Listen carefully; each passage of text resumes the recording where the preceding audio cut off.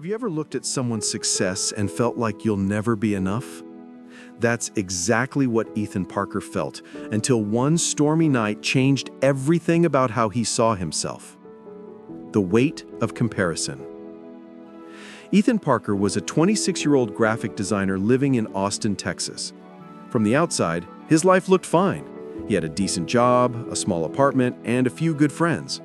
But inside, Ethan was drowning in something most people never saw: comparison. Every morning before work, he scrolled through social media. His feed was full of people he knew: high school friends who were getting married, college classmates buying new houses, and influencers showing off their perfect lives. Every scroll was a punch to his self-esteem. He thought to himself, "Why am I not there yet? Why can't I be like them?" Ethan started believing that no matter what he did, he would never be good enough. Even his achievements didn't make him happy. When his boss, Mr. Thompson, praised his design project, Ethan smiled politely but thought, "Yeah, but Ryan from college just became an art director in New York. My success means nothing compared to his." Day after day, that voice grew louder, the voice of comparison. One Friday evening, Ethan attended a small reunion with his old college friends. Among them were Ryan, Sophie, and Daniel, people who seemed to have it all figured out. Ryan talked about his successful design firm in Manhattan. Sophie shared pictures from her recent trip to Italy. Daniel just got promoted and bought a new Tesla. When it was Ethan's turn to share, he simply said, "I'm still working at Bright Spark Designs. Nothing new, really." He laughed awkwardly, trying to hide his discomfort. On the drive home, their happy stories echoed in his mind.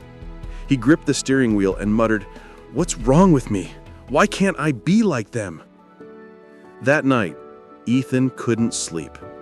He stared at the ceiling, feeling smaller than ever. His thoughts became darker. He whispered, "Maybe I'll never be enough. Maybe I'm just average." Tears rolled down his cheeks as the storm outside matched the chaos within him. The next morning, tired and restless, Ethan went for a walk in Zilker Park to clear his head. The rain had stopped and the air smelled fresh. He sat on a bench near the lake, lost in thought. Then an old man sat beside him. He wore a faded brown jacket and held a camera. His face carried the calmness of someone who had seen life in all shades. "Mind if I sit here?" the old man asked. "Not at all," Ethan replied softly. The old man looked at the lake and smiled. "Beautiful, isn't it? Every reflection's different, but they all come from the same water." Ethan nodded without much interest. After a few moments of silence, the old man turned to him and said, "Son, you seem heavy, like your thoughts are louder than this morning breeze." Ethan forced a small smile. "Yeah, I guess you could say that. I feel like I'm always behind. Everyone around me is doing better, and I can't stop comparing myself." The old man chuckled gently. "Ha! Comparison, the silent thief of joy. I know that feeling very well." The old man introduced himself as Henry Walker, a retired photographer. He began telling Ethan a story. "Years ago," Henry said, "I was obsessed with being the best photographer in New York. I compared every photo I took with others. If someone won an award, I felt like I'd failed. Even when I captured beautiful images, I wasn't satisfied. I wanted their talent, their style, their fame. One day, during a photography contest, I met a young woman who had an old, broken camera. Her pictures were blurry, imperfect, but full of emotion. She didn't care about winning. She just loved taking photos. I asked her, 'How can you be so content when others are better than you?' She smiled and said something that changed my life. 'Sir, I'm not trying to be better than anyone. I'm just trying to be true to myself." He paused and looked at Ethan. "From that day, I stopped chasing other people's reflections. I started focusing on my own light." Ethan sat in silence. The words sank deep. Hiri stood up and said, "Come on, I want to show you something." They walked to the edge of the lake. The morning sun had started to rise, painting the water in golden colors. Hiri handed Ethan a small pocket mirror from his bag. "Look into it," Hiri said. Ethan hesitated, then looked at his reflection. "What do you see?" Hiri asked.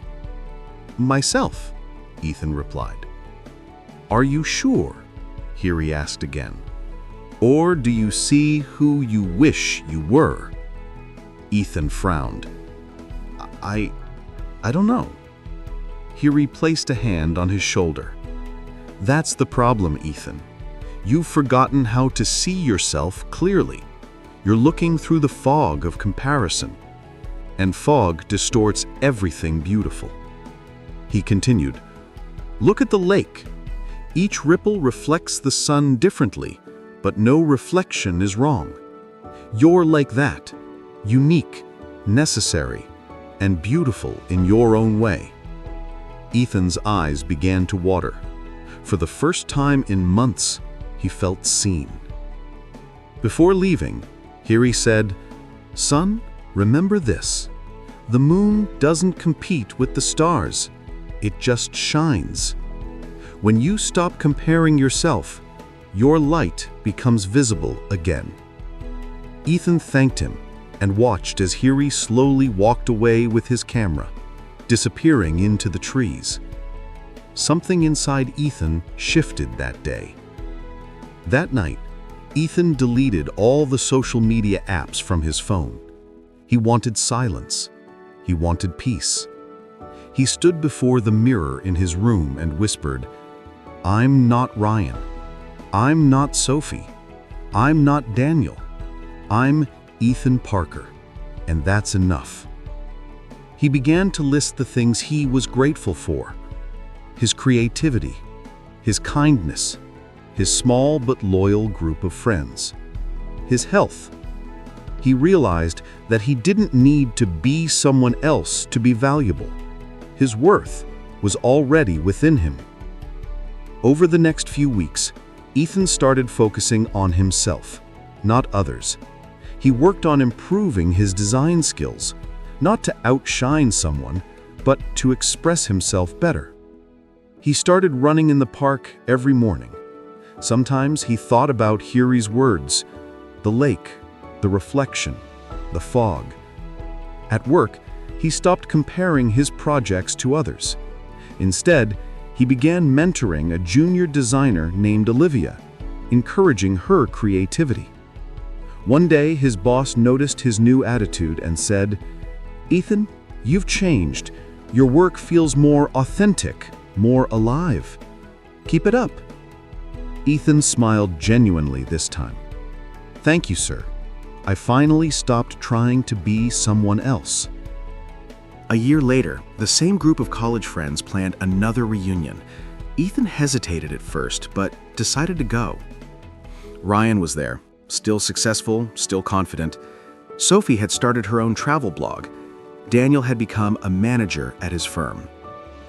When they asked Ethan how life was going, he said with a calm smile, "I'm doing great. I've been working on some personal design projects that I love." Ryan nodded. "That's awesome, man. You seem different, happier." Ethan chuckled. "Yeah, I guess I finally stopped comparing my chapter 1 to someone else's chapter 20. Everyone laughed, but they could see something real in his eyes. Peace.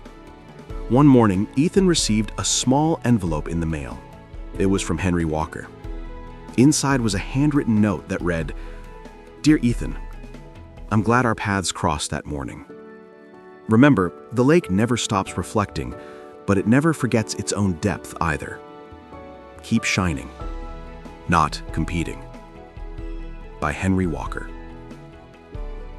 Ethan placed the letter on his desk beside his mirror. Every morning before work, he read it as a reminder of how far he'd come. Months later, Ethan was invited to speak at a local youth seminar about mental health and self-worth. Standing on the stage, he looked at the young faces before him, faces filled with the same insecurities he once had. He said, "We all compare ourselves. It's human. But when you measure your worth by someone else's success, you'll always feel like you're losing. The truth is, no one can be you. No one can bring what you bring to this world. Stop chasing their light. Start discovering your own." The crowd was silent, listening closely. He ended his talk with Henry's words, "The moon doesn't compete with the stars. It just shines." The audience applauded, some with tears in their eyes. Ethan smiled. That day he realized he wasn't just healed, he was helping others heal too. Years later, Ethan became a creative coach and motivational speaker.